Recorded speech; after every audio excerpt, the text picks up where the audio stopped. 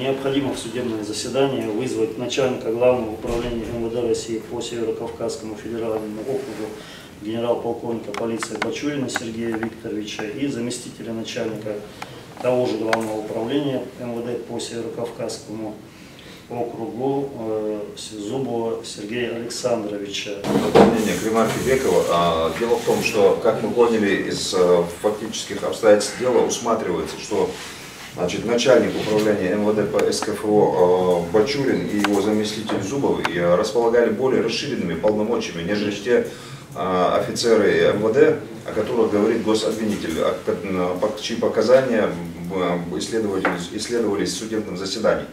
То есть решения, ключевые решения по тем или иным вопросам, связанные с протестными движениями в Ингушетии и штаб, руководили именно Бачурин и Зубов. И их показания ключевые. Хоть и отказали в удовлетворении этого ходатайства, все-таки хотел бы пояснить, возможно, вы неправильно поняли суть его, и здесь речь не идет о том, что Бачурин или Зубов участвовали в переговорах, в которых обсуждалось соглашение. Вообще не об этом речь.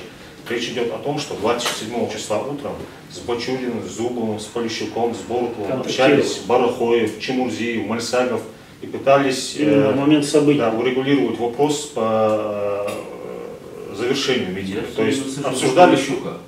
Нет, Полищук в том числе, это один из. Тогда получается, почему следователи решили допросить Полищука, это то же самое, о чем говорил Чемурзиев.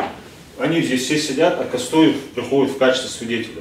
То же самое, допросили Полищука, Борутова, а остальных высокопоставленных по отношению к этим двум почему-то суд отказывает в удовлетворении ходатайства. Более того, неоднократно здесь заявлялось Барахоевым, что Бачурин лично звонил, обещал вывести людей, что он даст разрешение на митинг. То есть определенные условия и обещания давал, и в итоге, получается, не сдержал. Поэтому это ключевая очень информация, которая бы послужила бы суду, в том числе всесторонне и полно исследовать обстоятельства, которые были 27-го утром. Мартовские события и частичные показания Ахмеда Барахоева как раз говорили о том, что 27 марта, в том числе и Бачурин, находился на этой площади, находился вагончик, в котором он заседал. Да, совершенно верно. Поэтому отдавал распоряжение, в том числе это руководство, понимаете. Ингушское МВД не действовало самостоятельно. Я услышал позицию сторон, ходатайство остается неразрешенным.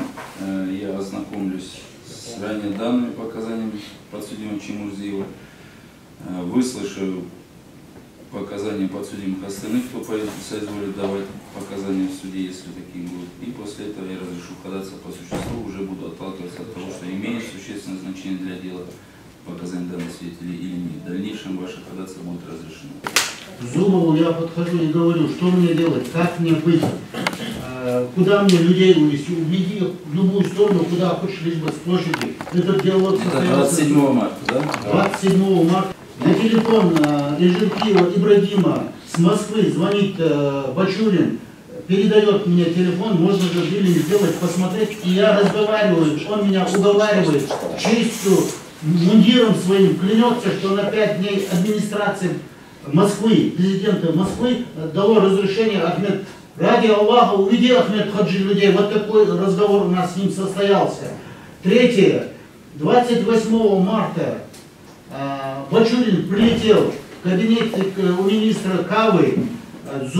Бачурин, Зубов и Кава прислали ко мне Ибрагима, и сын меня привез, они меня приняли. Ибрагима Ижеркиева вы имеете в виду, начальника ЦП? Да. Они меня приняли, я думал, они меня награждать там хотят. Поздравили, сказали, что все отлично, все хорошо, молодцы, спасибо вам за все.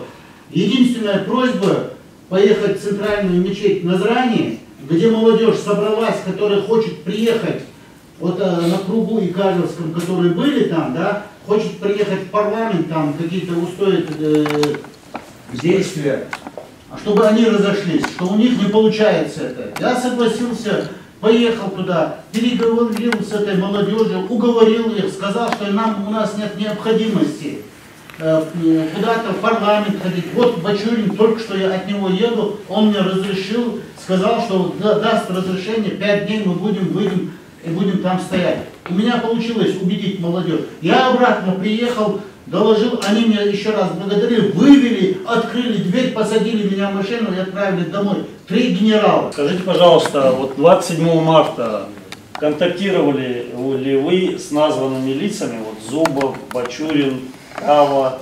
Если да, то с кем контактировали, как это происходило? 27 или 28 марта? Или накануне даже 26? 26 марта я контактировал, подтвердить это может Нагиев, потом с Кавой, мы обсуждали с ним мероприятия на митинге, когда люди разойдутся, чтобы они не выходили на проезжую часть, то есть такие рабочие моменты обсуждали. 27 числа после вот этого штурма, когда пострадали росгвардейцы, я взял Погорова Ахмеда, я давал показания, попросил его, сказал, давай подойдем сейчас к Полищуку, к Зубову, потому что я увидел, что Уралы начали разворачиваться, и узнаем, что они собираются делать. Подошел и, соответственно, сказал, что вы собираетесь делать. Если вы собираетесь использовать тяжелую технику, то это будет большая ошибка. Вы к Зубову обращались? Да, и Зубов обращался, к Полищуку, Погоров тоже обращался. Это второе. Кроме этого, я хочу обратить внимание, что на следующий момент у нас в материалах дела есть стенограмма, запись переговоров Барахоева с Кавой, с Зубовой, то есть где Барахоев говорит, что ну, будем драться, то есть прокуратура все время акцентирует на этот момент. Получается, что мы эти слова выдергиваем из контекста. Может быть, все-таки нам стоит допросить, кроме Барахоева, еще других людей. В каком контексте он это говорил там? Он же не пришел и сказал, я буду драться там, наверное, давайте их позицию тоже. Эти слова были сказаны Полищуку, Нет, Кава и Зубов, да. Они вместе были. Зубов Общались, да. Кроме этого, уважаемый суд, я хочу обратить внимание, что нас обвиняют в создании экстремистского сообщества, которое действовало в период с мая 18 по 27 марта 2019 года. Поэтому мне так кажется, и мне хотелось бы услышать, я думаю, что и обвинение, и суд должны в этом заинтересованы, выяснить у руководящих сотрудников МВД, на каком основании они встречались с экстремистами вот за этот период, вели с ними переговоры, делали им какие-то уступки, предлагали им какие-то преференции, если они были действительно мы, то есть экстремистами. И с другой стороны, если мы не экстремисты, то на каком основании подчиненные, непосредственно подчиненные товарища Бачурина, который с нами вел переговоры, помогал нам согласовывать митинги, получать разрешения, вдруг его подчиненные оперуполномоченный Пашка 25 октября пишет рапорт о том, что в наших действиях за этот период есть признаки экстремистской деятельности. Вот, по-моему, вопросов выше, чем понять, потому что в уголовном деле возникает противоречие. То есть, с одной стороны, Бачурин с нами встречается, это подтверждают многочисленные свидетели и фотографии. С другой стороны, он сам, его подчиненные в уголовное дело предоставляют материалы о том, что в Ингушетии было создано экстремистское сообщество. Поэтому хотелось понять, что из этих двух направлений, из этих двух тезисов является правдой. По-моему, вы должны в этом заинтересованы, потому что эти вопросы возникнут и в апелляции, и в кассации возникнут, и в более высоких инстанциях возникнут вопросы. С кем вы лично контактировали в период событий 26 марта, 27 марта? Коль нам говорят, что Октябрьский митинг не имеет никакого отношения, хотя материал уголовного дела и Павлов, да? С кем вы контактировали? Как сегодня неоднократно здесь говорилось, я встречался и с Бачуриным, и с Кавой, это осенний период. Утром 27 марта я вел переговоры, когда Ахмед покинул площадь, я вел переговоры и с Кавой, и с Зубовым.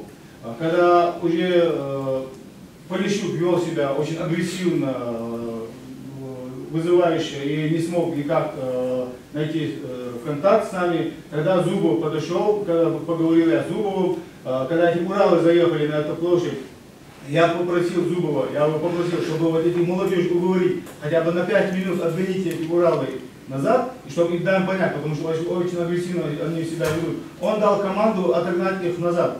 Пошел, попросил это у командира росгвардейцев.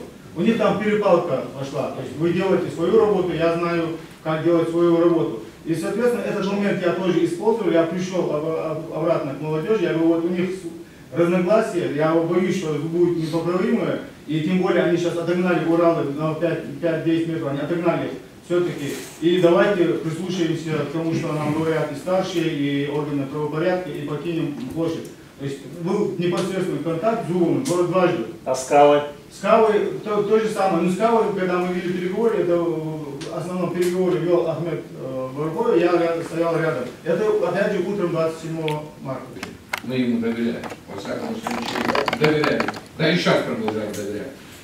Мне кажется, что если он, конечно, придет, не придет, так не придет. Если он придет по Бачурину, Зубову, они сняли бы очень многие вопросы, они сняли бы. И я не думаю, что они стали бы лгать. Они сняли бы очень многие вопросы. И мне кажется, что их надо было бы все-таки пригласить, потому что, я еще раз говорю, что ситуация могла бы в корне измениться, потому что не доверять Бачурину, им никакого смысла говорить напрасно нет, и их слова имели бы значимое влияние для этого процесса. У нас была бы большая просьба, не явится он, так не явится, это его дело, дело совести. Но мы попросили бы вас все-таки этих двух человек пригласить. Настолько мы были доверчивы, и настолько мы ему поверили, его порядочности, из-за его таких отношений, человеческих отношений, справедливых, законных отношений к народу. Поэтому доверие к этому человеку было огромное. И я считаю, что и сейчас не имею против него никаких претензий, но такое вот, как сказал уважаемый старейшина, что мы уверены, что эти порядочные люди разъяснили. И такое чувство, что сторона обвинения ищет только негативные вещи, которые бы любой ценой за стенкой нас оставить. Но неужели объективно разобраться в этом деле нельзя пригласить того, кто непосредственно участвовал? И последнее, по инициативе Бачурина, я не помню, второй или третий день митинга, сегодня свидетель сказал, что я никакого отношения к организации до этого не имел, никаких этих. Я болел, я лежал с костылями, когда я вышел туда. И когда я приехал, народ как-то начал, как сегодня сказали, меня слушать, там, молодежь там успокаиваться, видимо, со штаба у них там стоит видение. Они видели по инициативе Сергея Викторовича Бачурина, они через МУСУ, через ребят сказали, меня дважды сказали, я отказался туда идти, я говорю, мне там делать нечего. По его просьбе я был приглашен туда, и мы общались. Он туда приглашал прокурора Ингушской республики Васильева, или как его, он, да, и инспектор федерального вот это, там, они неоднократно нас приглашали, ставили вопросы. Даже я как-то в показаниях вам говорил, что поставили палатки, дожди шли в октябре. И эти палатки, когда поставили, чтобы старики и старейшины зашли туда, сели. Бачурин меня пригласил, говорит, он так ко мне обращался, Ахмед Хаджи, говорит, спутник замечает, говорит, что поставили палатки, и в средствах массовой информации идет передача, что в Ингушетии Майдан создается, как на Украине. Я вас убедительно прошу любой ценой добиться того, чтобы эти палатки убрали. Да, молодежь меня послушалась, старейшины дали добро на это, и когда эти палатки убрали, мы под дождем остались, вот эти вот молодые люди, которые там стояли, до утра, ваша честь, вот так вот синие вот эти тенты взяли, вот так сами мокрые и держали над нами палатки. Я никогда это не забуду. Но это все была просьба Бачурина, исполняли мы его просьбы. И как это так получается, если мы экстремистское сообщество, с нами вот так вот относится руководство, просит нас, и Кава, уважаемый мною человек и порядочный человек, который незаслуженно уволен с его занимаемой должности.